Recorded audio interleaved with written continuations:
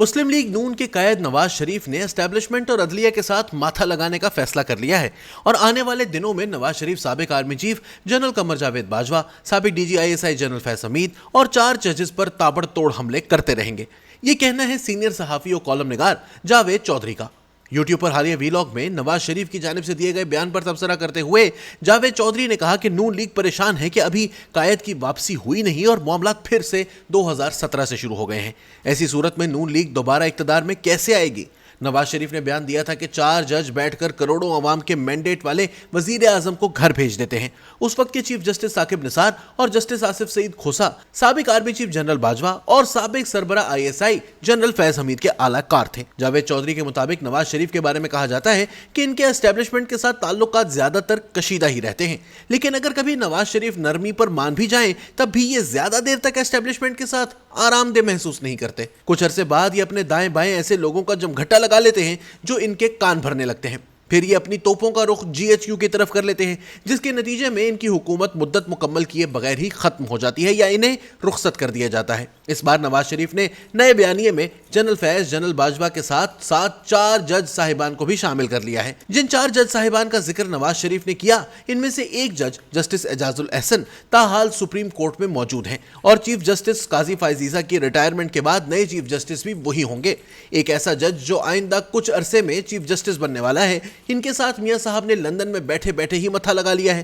نواز شریف نے اپنی حکمت عملی تبدیل کر لی ہے اور اب وہ اسٹیبلشمنٹ کے ساتھ ساتھ عدلیہ کو بھی آڑے ہاتھوں لیں گے اور ممکنہ طور پر ساری انتخابی مہم اسی بیانیے پر مبنی ہوگی۔ پارٹی کے مشاورتی اجلاس سے ویڈیو لنک کے ذریعے خطاب کرتے ہوئے نواز شریف کی ویڈیو بہت وائرل ہوئی، جس میں وہ ملک کے حالات خراب ہونے پر جنرل قمر جاوید باجوہ اور جنرل فیض حمید سمیت 4 جج صاحبان کو مورد الزام ٹھہرا رہے ہیں۔ انہوں نے کہا کہ یہ وہ لوگ ہیں جنہیں معاف کرنا قوم کے ساتھ ناانصافی ہوگی، یہ معافی کے مستحق نہیں ہیں، ان کو ہر صورت کیفر کردار تک پہنچانا ہوگا۔ اس کا مطلب یہ ہے کہ نواز شریف آنے والے دنوں میں جنرل فیض، جنرل باجوہ اور 4 جج صاحبان کا احتساب کریں گے، جس میں سے ایک مستقبل کا چیف جسٹس بھی ہے۔ سوال یہ ہے کہ اگر آپ احتساب کی بنیاد پر الیکشن لڑ رہے ہیں تو آپ کو الیکشن لڑنے کون دے گا؟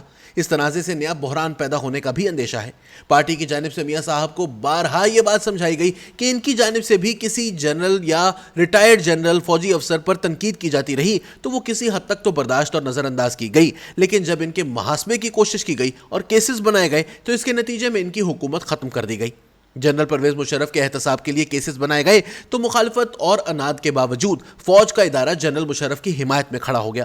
نتیجے کے طور پر نون لیگ کا اقتدار ختم ہو گیا۔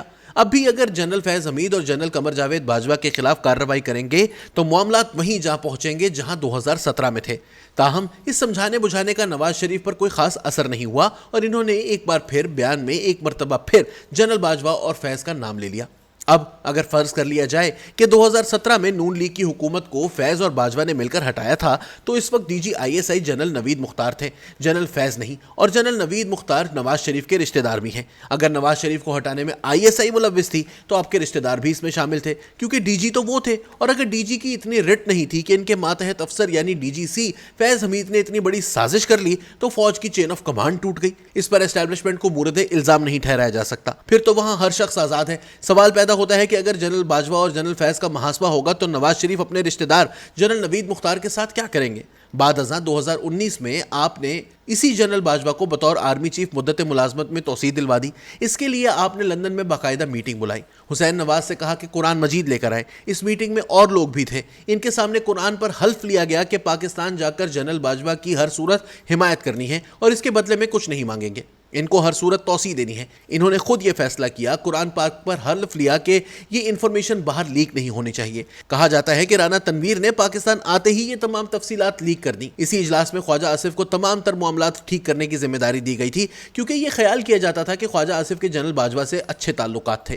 تاہم بعد ازاں پارٹی کی جانب سے الزام لگایا گیا کہ خواجہ آصف کو نواز شریف نے کھلے دل سے حمایت کے لیے نہیں کہا تھا، حکومت سے پلان مانگ کر نخرے دکھا کر ماننا تھا، لیکن خواجہ آصف نے نواز شریف سے منسوب کر کے یہ پیغام دیا۔ اگر پیناما کیس جنرل باجوہ لائے، گو کہ وہ تب آرمی چیف نہیں تھے، پھر انہوں نے نواز شریف کے خلاف فیصلہ کروا دیا، ان کی حکومت بھی کروا دی، 2018 میں عام انتخابات بھی کروا دیے اور عمران خان کو جتوا بھی دیا، تو اگر ایک بار آپ اس شخص سے ڈسے جا چکے تھے تو آپ کو کس نے کہا تھا کہ 2019 میں اسی شخص کو توسیع دلوائیں؟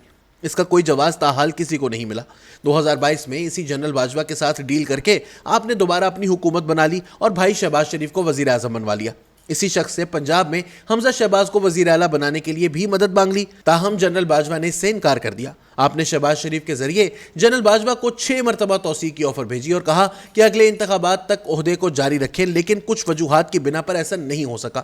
اس میں کوئی شک نہیں کہ شہباز شریف چاہتے تھے کہ جنرل باجوہ کو دوسری بار بھی توسیع ملے، لیکن اس بار نواز شریف نے مزاحمت کی اور جنرل باجوہ کو توسیع نہ مل سکی۔ آپ کی اپنی حکومت اور بھائی کی جانب سے بار بار جنرل باجوہ کو توسیع کی آفر کی گئی، تو آپ کو اپنے بھائی کا محاسبہ بھی کرنا چاہیے تھا کہ وہ کس بنیاد پر بار بار جنرل باجوہ کو توسیع کی آفر کر رہے ہیں۔